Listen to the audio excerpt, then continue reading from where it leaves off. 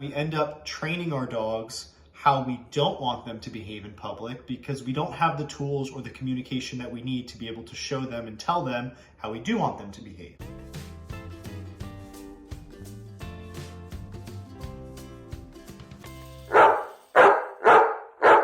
So one of the biggest mistakes that we see a lot of people make when they get a new dog or when they're starting to train their dog that they have at home is they try to do things with their dog that their dog isn't ready for.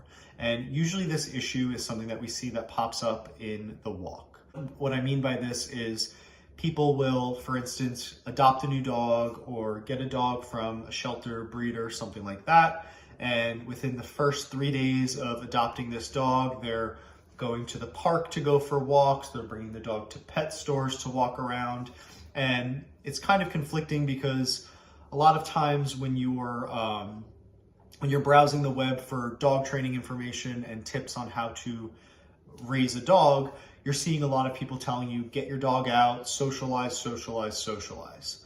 The problem with doing this, though, with a dog that is brand new to you or a dog that doesn't have the skills to navigate those social environments, is that we end up training our dogs how we don't want them to behave in public because we don't have the tools or the communication that we need to be able to show them and tell them how we do want them to behave.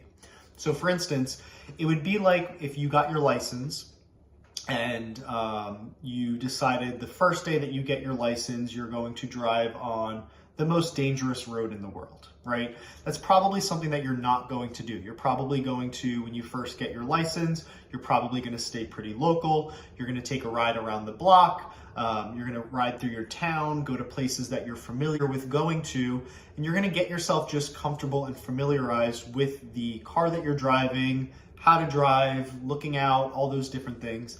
And then once you're feeling a little bit more comfortable and confident in the area that you're used to working and driving around in, then you're gonna start to venture out into new spaces, maybe start to drive on the highway, take road trips, go to places that you've never been before. And so I want you to kind of think about that when you're bringing a new dog into your life or when you're starting the training journey with your dog, is are you bringing them places that they're ready to learn in? And so what we usually recommend people do is when you're first starting to walk your dog or when you're first starting to train the walk with your dog is to stay pretty local. So don't go to the park, don't walk up and down the block or anything like that.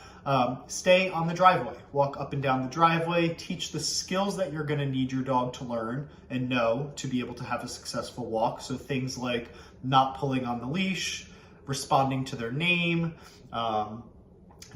moving in the direction that you're moving, stopping when you stop, slowing down when you slow down. So making sure that they know all the skills that you're gonna need to be able to use to make their outing and their time successful. If we're not teaching those skills before we head out for our walk with our dog, what we end up doing is we run into a scenario where we're going to need a certain specific skill to navigate that scenario. The dog doesn't know it, and then we try teaching it while the dog is over threshold, overstimulated, super excited, nervous, whatever it may be. And so you want to make sure that before you start getting out there and enjoying your walks and traveling around, that your dog has a very clear and good understanding of what it means to be on leash, what it means when the leash tightens up, when they should stop, when they should go, when they should turn, who they're following, and all those different things.